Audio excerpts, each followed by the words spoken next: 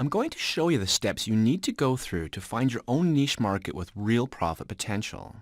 Now here's the process in a nutshell. First, we start with a broad interest, something you know something about or something that you're passionate about. Within that interest, focus on one area.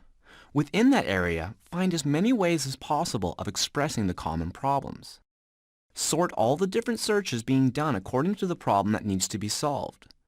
Then, look at each problem and see if it's possible to sort it into even more specific problems. And you can see here we've got a tree. Well, it's out here at the small branches that you'll find potential for real growth.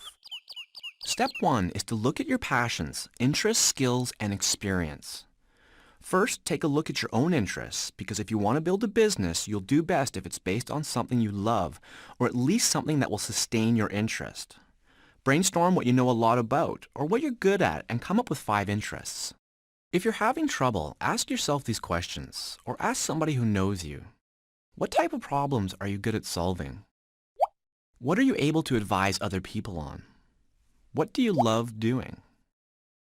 What would you be doing right now if you could? What problems have you overcome or learned from?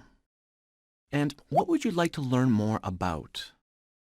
Here's an example of a list of broad interests: baking, dogs, cats, sailing, and golf. Next, you're going to select one of those interests and find an area within it to explore. Let's use dogs.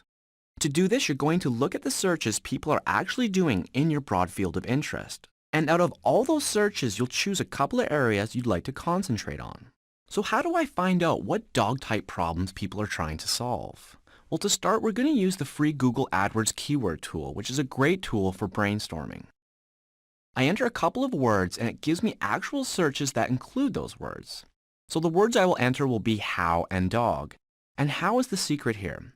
Remember, I want to find problems that people are trying to solve. If I just enter dogs, I get searches like these, and I can't see from these searches what problems people are trying to solve. Things like dog info, dog world, 800 dogs, dog game, and family dogs.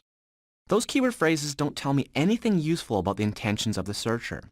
I don't know exactly what these searchers are after. But if I enter how plus dog, I'll get results from search phrases like how to or how do I. In other words, problems that indicate a need to take action. So let's look at the difference here. How to become a dog trainer, how to build a dog kennel, how to train a dog on a treadmill, how to make homemade dog treats. In these ones, the intention of the searcher is perfectly clear. They have clearly stated what their problem is. And you can do the same thing with what dog, when dog, or even why dog, and it'll bring up other good problem statements. Let's go back to our how dog list. We've got a good survey here of common questions people ask about dogs when they search online.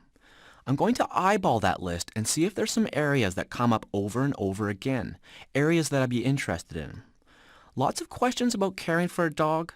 Some people want to know about feeding their dog or even making dog food. And a lot are wondering about how to choose the right dog.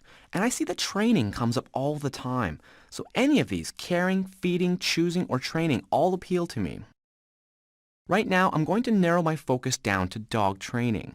It's something I know a bit about, and I see a lot of different possibilities in that area.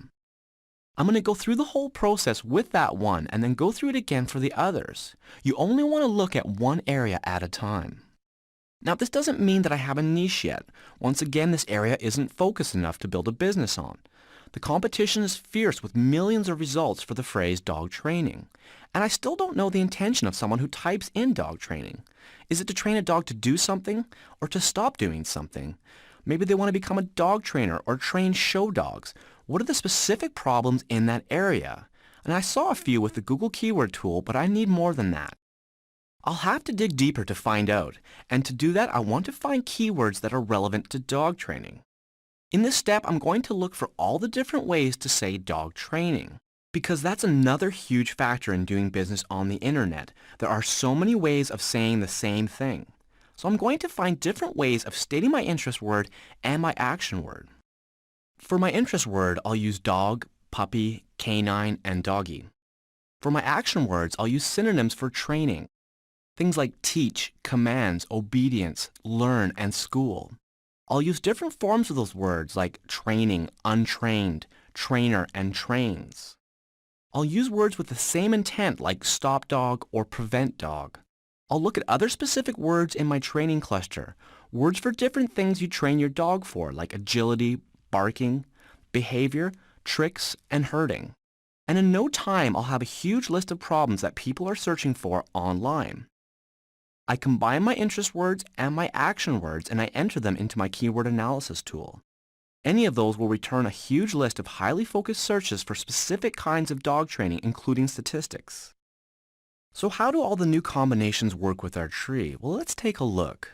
Now, as you can see, there are plenty of options that come from this long list. There's also some topics that come up more than once. To make any sense out of it and to help me discover that useful niche market, I'm going to need to sort it.